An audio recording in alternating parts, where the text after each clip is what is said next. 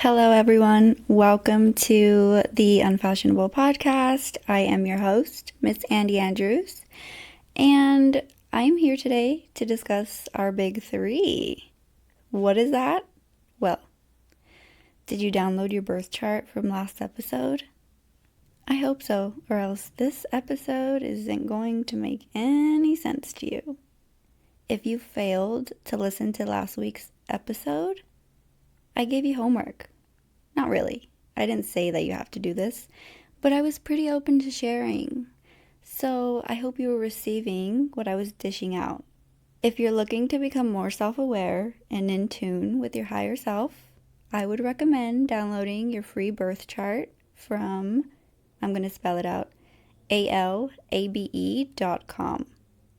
You're going to need your birthday, the city you were born in, and the time of your birth, okay? Time is not needed, but it's highly recommended. I'm going to just sit here while you go download your birth chart so you can listen to the rest of this episode, okay?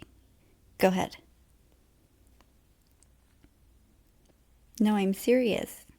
Go get it.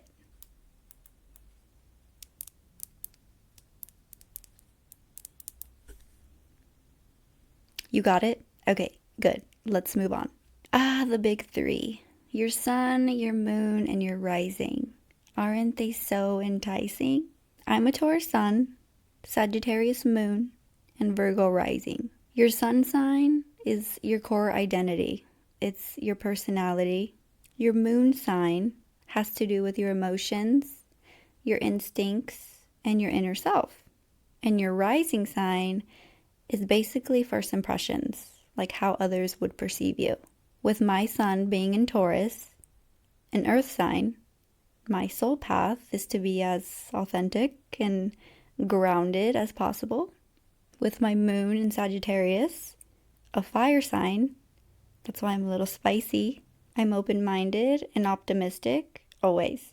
And with my rising sign being in Virgo, I might be perceived as a perfectionist, but that's none of my business. There's the signs, the planets, and then there's the houses. Each planet is the what. As in, what does that mean for you? Like we just talked about, ego, emotions, and how others perceive you. Each sign represents the how, as in how it will play out for you. And each house represents various areas of your life. You can see it as the where, as in where in your life will each planet and its sign play out for you. What are they trying to tell you? Here we go.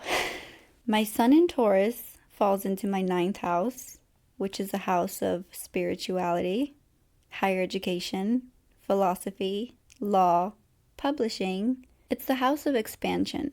But as with anything, there are good and bad characteristics of being a Taureau. I know there is. There is. Trust me. Let me grab my birth chart. Hold up. If you're watching me in video, this is what my birth chart looks like when I broke it down into words, not symbols. It gets crazy, but it's truly exciting. Tauruses can be stubborn. We can be materialistic, greedy, possessive, selfish, ungracious, envious, jealous, unforgiving, and stubborn. Or we can be gracious, tenacious, grounded, multi-talented, supportive, authentic, basically guardians of the earth is what Tauruses are. So we need to be outside. The best thing for us is to be outside, to not hold any grudges, to forgive and accept. Building things from scratch means so much to us, even if it's just a meal. Tackle jealousy. We're very jealous people. I think it's just a territorial thing. Like, don't try it. Don't try it. We love to eat good food. We love to constantly be checked in with our values, like love, health, family, friends. Those things are very important to us because we need things to keep us grounded, right? Then we go to my moon in Sag, which falls into my 4th house, which is the house of emotions. I'm very emotional. And feelings, family ties, commitment, security, childhood, as well as any mothering experience, like any experience you've had with your mother. Some bad characteristics of being a Sagittarius. We're too blunt, maybe, too cruel, ignorant, argumentative, impatient, negative, self-indulgent fakes. Okay, ouch. But on the good side, we're adventurous, we're smart, we're fun, we're passionate, optimistic, we have so much integrity, we're gifted at telling stories, inspirational, open-minded, and exciting, right? Wise, okay? But we need to check our intentions at the door. Make sure that we're doing it for the right reasons, correct? Share knowledge with others with love and kindness. I think I'm doing that right, hopefully. Take smart risks. Plan adventures outside. Don't overindulge. That's a huge one of mine. I like to overindulge sometimes because I like to drink to my accomplishments sometimes, you guys. Okay? Sometimes I accomplish things every day. It doesn't mean I'm an alcoholic. I don't want to put that in there. Basically, I have to nurture myself and others and not take everything so personal. Because I used to take things really personal, but I've kind of worked on that, I think. That was a little messy, I'm sorry, but we're moving forward to my rising sign in Virgo, which falls into my very first house, which is a house of first impressions, like I said earlier, personality and character. As with anything, Virgo also has it good and bad. We tend to overanalyze, criticize. We can be very controlling of people and situations. We like to control things because we're scared, basically. That's it. I admit it. I admit that I'm scared. But what are you going to do? Hide? No. I'm going to heal. Things to do for Virgo is we need to think before we speak. Sometimes we need to definitely have more fun because we're very analytical and like to the point, and shit needs to be done when it needs to be done, you know? But we're facing our fears. We're facing anxiety straight on. Okay, I know we went over so much already, but there's another level to this shit, okay? Now, whether or not there are planets in those houses, that's where there's work to be done. That was just like an overview, okay? In my first house, I don't have any planets, and that's okay. That just means it's more flexible. Like, experiences are shaped more by the choices I make and external factors rather than being like defaulted to planetary influences, if that makes sense. Since I have Virgo in my first house but no planets, being a Virgo rising will just play a more significant role in how I'm perceived, aka the fucking perfectionist, which we already discussed. I'm forever working on it. Nobody's perfect, okay? In my fourth house, I only have Pluto and the moon. I shouldn't say I only have Pluto and the moon because these planets have impacted me to the core, I'm telling you. Pluto technically isn't a planet anymore, and I'm pretty bothered by that because you can't just take away its powers, but I understand. It's done. And the moon, it's actually in its default house, in the fourth house. So with Pluto and the moon in my fourth house, I hope you guys are keeping up. I swear I'm so sorry if it's confusing, but you should have downloaded your birth chart then. So with Pluto and the moon in my fourth house, I really had to deal with my emotions, my road rage, my relationship to my mummy, security, home, childhood, my power, and my relationship to the power of others. You know, all the good stuff. It's giving death and rebirth times a million. And it really shows, doesn't it?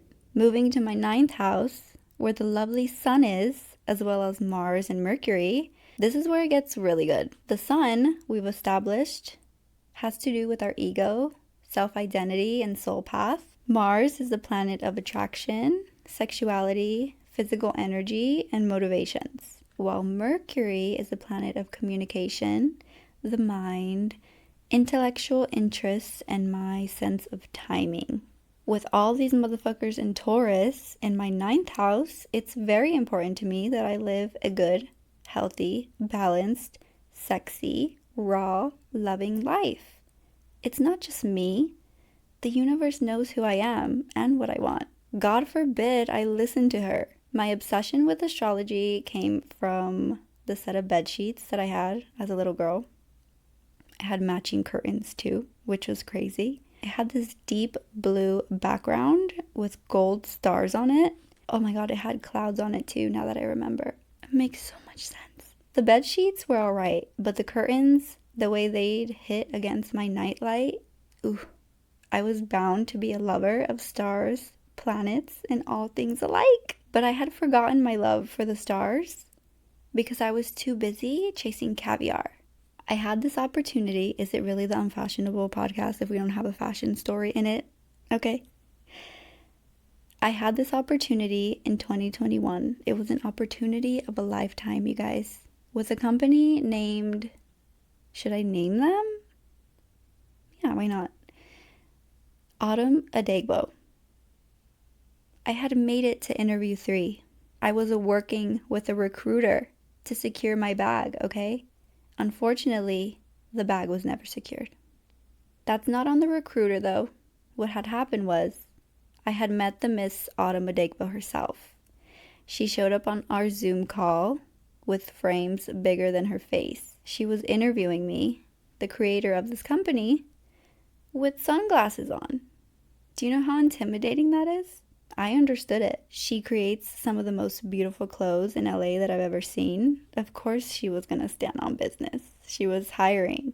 Was I nervous? Yes. I made myself sound like a total idiot, but somehow I moved on to the next interview.